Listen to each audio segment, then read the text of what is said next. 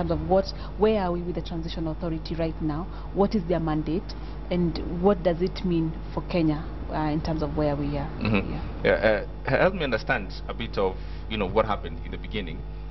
When the governors came through, and the first thing they were asking for is that first they need the flags. That is the most important thing that Kenyans, as a symbolism of county governments, and say this is a representation of that government inside the county. And as that conversation grew, we started talking about monies and the part of monies that's supposed to be given to counties and all these responsibilities that are supposed to be shared within the national government and the county government. Is that a conversation that we should start now? Thanks, James. Other Kenyans will say no, others will say yes. And I think both of them are right. The thing to realize is that we are going through a transition process. A transition from what we knew to what we hope for. And I think devolution is what we are hoping for and what the Constitution provides. But it's new for everybody. So everybody's trying to grapple with what does it mean, what does it not mean for us. So sometimes the assumption is the former central government, the current national government, knows and is giving up some of the powers. But they also don't know. They're learning through the process. So I think when governors came in, they came and found infrastructure that wasn't established. And as they were trying to get to grips with things, they raised the things that came to their mind first. And I think one of the things that came to their mind is, look, for us to be able to implement devolution, we require resources. And the process for the transfer of the resources hadn't happened by the time that governors came in. So here they were in office, the monies haven't come, the treasury is trying to make arrangements for money to come, and there are challenges around the process. So that became an issue of contestation. The second thing that then came was the issue about transportation, what we saw in the press, that look, there's transportation taking place, and legitimately we all know how our news works. It is the ones that are controversial that comes up in the air. But if you watch over the last 2 weeks, you will see much more fundamental things taking place. Fundamental things taking place, for example, that governors are trying to determine about how you get executives to members of the county executive committee, what process you adopt. You saw across the entire country, the bulk of the counties, very few just appointed without going through an interview process. A lot of them had advertisements taking place and people applying. And for me, I thought that was fundamental, because for a place where you're used to waking up and hearing, Collins is been appointed to this place, here you are seeing an advertisement and you're being told, if you come from this county and you think you're qualified for this area, please apply for them. And you then saw a process where governors were going around and saying, we are developing the county budget. This is the schedule for consultations as to how the budget should be able to take place. So I think if you leave the ones we saw in the press, which I think some might think is unfortunate, but I think it is necessary. Because even as an employee, when you start working, if salaries are not taken care of, you can't be told that your terms of reference includes doing this, because at the end of the day, even as you come to work here, you only come to work, James, once the basics are sorted out. If I do a good job at the end of the month, I will get a salary. But if you come and start working and you start asking yourself, by the way, am I entitled to a salary, yes or no? How much is it? How will I go back home? So I think for me, while it was unfortunate, it's the one that came out, it was necessary that we get over those debates so that we can get to the real substance of the issues. Susan, I must ask you this though. As we try to understand and appreciate the difference between the county governments and the national government, as it were, and some of those key things that come out, say issues of money, for instance, that are supposed to come from the national government to the county government. But what's the place of me as Mwananchi? What can I start demanding immediately after we finish the March 4th election? I've elected the governor. What are the things that I can and should demand for? In fact, just going back to what Collins has actually said, that one of the things that actually happened immediately after the election is that every county governor was actually trying to prove to the other that, no, I'm the one actually who's going to do a better job than anyone else. And I think we saw that even as they kept advertising for positions. And the unfortunate thing, though, for me was that they quickly went into announcing the executive committees, or what we're calling the small cabinets, that they were going to come up with, but they never had time to actually consult with people.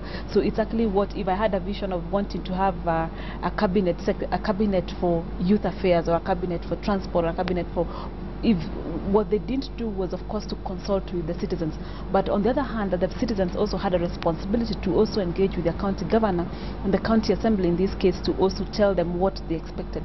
So one of the things that is very critical and that's provided for under the County Governments Act under Article 87 is public participation, because the reason why we're even having this discussion is because we want citizens to be able to engage the county government, to be able to tell them what exactly they want. Because you see, for national government it was pretty easy, you know. Let me not say it was actually not even easy, because you know you couldn't even get an upper hand of even getting to tell them what you want, what kind of services you actually want. But with the county government, in fact, one of the principles behind us wanting devolution was because you wanted services closer to the people. So the first responsibility, of course, is the public participation, which entails both provision of information by the governors themselves of the county assembly, executive, and the assembly in this case, but also the citizens also being involved in the formulation of policies at the local level. So that's their key responsibility in all this discussion. Yes, so I just have to say that just today we have a news coming from Bungoma, and there are people who are complaining that the small cabinet, as we call them, is not representative of the face of Bungoma County. There are few communities and some small tribes here and there are missing from that, you know, small cabinet, as it were. Well, these complaints could go all across 47 counties, if you like. But how do we start addressing such issues from these small counties or from small places, and so that we start getting it right from the get-go? You see, but the fact that they're already going on air and talking about it means that they're already participating by holding their leaders accountable to ensure that the representation is actually there. Because remember that one of the objectives or the rationale behind us wanting to have devolution is because we wanted to protect the marginalized communities and the marginalized groups. So this is a space that was supposed to actually be given to either the young people, the children, the women, the older people, because even the elderly also have a place in this constitution. So at the county level, then that participation in itself is good, because what it means that you cannot dictate how things are going to be done. Someone is actually holding you accountable, and I think that's a good thing. I'm also aware about also other counties where they are also raising concerns about the kinds of the cabinets that have been formed at that local level, and they're raising that with the county governor. But again, it's good for people to remember that one of the key body that is supposed to provide that oversight and ensuring that things are also being done at the county assembly. So you need to engage your county assembly. If you can't get to your county assembly and things are not working also out very well, consult with your senator as well, because that's also someone else supposed to ensure that the governor also is doing their work as they should. So I think the levels of engagement are pretty well elaborate, and it's a starting point. And of course, we know that we also have the judiciary. If you feel that things are not also being dealt with at that local level through consultation, you also have a leeway to also formal, to seek formal address. All right. You know, James, going back to Bungoma, it's important for us to ask ourselves why we have devolution, because that helps us to understand the complaints you see in Bungoma. And I think for me too, picking up from what Susan said, they are critical. Number one is, at the end of the day, what citizens wanted was faster and equitable delivery of services. So they wanted to be sure that when they are looking for services, they can get in a much faster way. But two, that the services that they get in Bungoma should be the same kind of services that they get in Kajiado and that they get in Mombasa. Because at the end of the day, what citizens want is service delivery. So if I want a national ID, I want to be sure I can get it.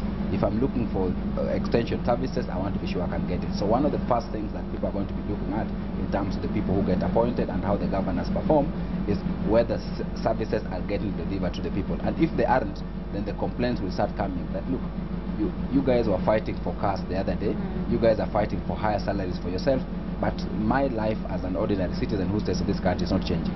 Number two, there was always the complaint when we had a centralized system of government that not everybody felt that they were part of the country.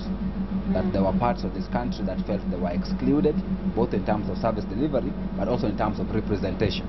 And when we go to the counties, you expect that people within the county must feel that they are also included within the county. So you can't have a situation like a friend of mine was telling me in the morning about some county where the governor and the deputy governor come from the same constituency within the county, and where the majority of members of the county executive also happen to come from that constituency. That's not what is expected. You expect that those who are being chosen must also represent the diversity of the county. And you see several things within the law, including saying let's have marginalized groups, let's have youth, let's have women. And that's the debate we're having even here offline before the program started at the national level, that to what extent and what is the best way by which you can include youth within the government. And I think that's the rationale as to the kind of complaints you're seeing in the form. I ask you this, Dr. Doche, who watches over the governors? Who are the... we knew how before this match was, how we watch and how we would look at the checks and balances of the national government. We had several ways to see that someone has overstepped their mandate. It's not true here, it's true here. But now we have 47 little pockets of small governments happening everywhere. Who watches over governors? I think several things. Yes. Number one is, and this is the debate that the governors had with the president, the debate about unitary versus non-unitary state. We are still one state. But I think the debate was the opposite of unitary is federal. In my view, we are neither unitary nor federal. We are a devolved government, meaning that what happens at the county level is also checked at the national level through certain promises. That is why, for example, if a county does not perform, there are provisions in law for the county to be dissolved and for the president to appoint an interim body. So to that extent, national government checks over county government. But number two, if you look at the shared institutions that carry out oversight functions, the Ethics and Anti-Corruption Commission, for example, the Commission on Administrative Justice, these are shared institutions, meaning they serve both the national and the county level. So if there's corruption at the county level, then the Ethics and Anti-Corruption Commission will be able to superintend that. Thirdly, is that the duty of oversight is carried out by parliaments all throughout. And we have two legislative bodies that carry out oversight over the county assembly. First is the county assembly. So in every county, you have county assembly members who check the executive. So if you go to Nairobi, the 85 men and women who have been elected, plus those on party list, will check Governor Kidero in terms of what he does. But also if you come to the national level, we have senators. And the duty of senators is also to oversee the work that happens at the county level. In fact, now there's debate with senators saying we want to have the powers to summon the governor to come and report to us. Lastly, in my view, is we have the checks by ordinary citizens. Ordinary citizens have the duty of checking what happens within the county. And if a governor does not perform their role well, ordinary citizens can petition the county assembly, and the same way that the Senate at the national level can impeach the president, the county assembly can be able to pass a vote of no confidence in the governor, and the governor can actually be able to leave office. So in terms of, I think, what the law has provided, there are a lot of structures to put in place. But you and I know that effective oversight is not what is in the law. Effective oversight is what aspect of the law is effectively implemented, and that's where the challenge is. It was actually very interesting. If you remember last week when there were conversations around Kiambu County, and where it actually got to the Senate, that there were debates over where the county offices for Kiambu County should be, whether it should be actually be in Kiambu or in Thika Town. And you know, now that in itself is actually a way of actually ensuring that there are the checks and balances in terms of how the governor is also performing. And I like what Colin said, that actually the power actually at the county level lies with the county assembly, and because those are the representatives of the people. Because you see, the citizens feel at time, you know, like I'll go out, I'll complain, I'll make my noise there, I'll say all those kinds of things. But who do you use if you also realize that there are things that the county governor is not doing? That power is actually with the county assembly. Article 181 of the constitution is very clear that they actually can impeach the governor on gross violations if that happens. So we shouldn't be worried about that. That is also provided in the constitution. All right, allow me to be the devil's advocate here, and the critics who are saying for the county governments to work or not to work, it needs the president and the people who control the national government to just restrict it of resources and starve it of resources. No. I don't think that's the case, because the constitution is actually very clear that 15% of the national revenue will actually go to the county level. So you can't stop them from actually enjoying those Is 15% enough?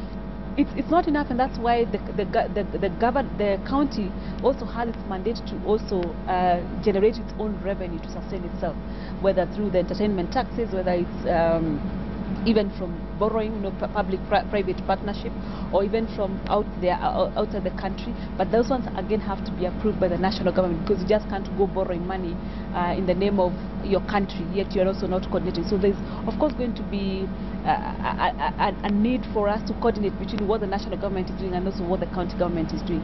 But a lot of work will actually be done at the county level, so there's no power. Collins, press the point. I have heard that debate, and it is legitimate, the concerns people raise, and the legitimacy comes from our history, that we know that we used to have a system of devolved system. We know it suffered because of challenges of central government, and I only want to say is a few things. Number one is that the current constitution has attempted to put in place mechanisms to make that more difficult than in the past. And one of the ways by which it's made it difficult is the statement that Susan has said, that now, unlike in the past, there's a minimum amount that must go to the counties, 15%. So they can do whatever they want, but that 15% must be able to go to the county. That's number one. But number two, that I think for me is critical to realize, is that, and that goes to the debate of, is 15% enough? It is not only that 15% which will work in counties. If you look at the functions that have been shared, there are functions that the national government performs. But where does it perform them? It performs them in counties, because there is no part of this country that is not part of a county. So if national government says we will give you only 15%, we will retain our 85%, part of the 85% includes construction of roads. The cabinet secretary for roads, Engineer Kamau, must construct roads. Whether they deny county government resources or not, they must construct roads. They will construct those roads in counties. So to that extent, counties will work. But the third aspect is, I think, the aspect that Susan says, that county governments also have the responsibility of raising certain resources. And you've already seen efforts.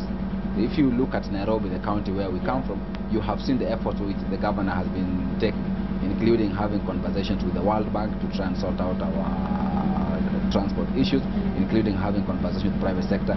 So you've seen also the efforts by, at least the two that I've seen, the governor of Machakos, in terms of even having an investment conference. So what you will see over the next few months are counties that are already putting in place mechanisms to raise resources, and since the constitution allows them to raise those kinds of resources, that will much more be dealt with. The third, for me, is my view, is that's where the role of our senators come through. And the duty of senators is to oversee the implementation of devolution, and it is their duty to ensure that if national government is minded, the law tries to protect, but if national government is minded, then that effort is thwarted before it happens. Because I think, for me, the success of this constitution is going to be to the extent in which everybody collaborates and cooperates in the implementation of devolution.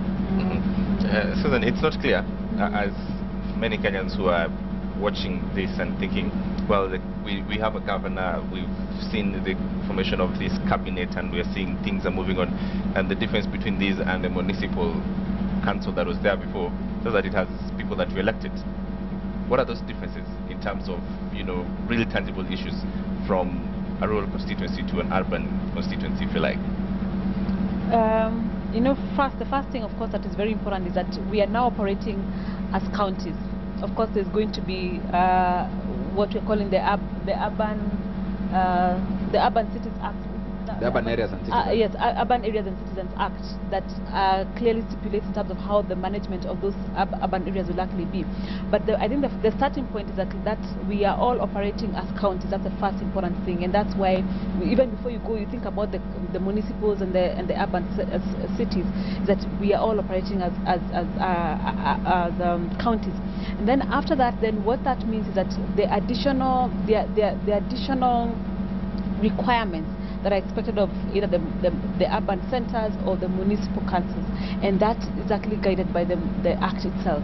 And maybe Collins can actually go into the details of actually what's expected of that. I'm not very familiar with those things, but smart. While in theory you might say that the municipalities and counties are the same, except for the fact that we have elected the people, there's a lot of differences. And I think for me the most fundamental difference, in my view, is the difference of accountability. In terms of the municipalities, who ran municipalities? The Nairobi City Council. Who ran Nairobi City Council?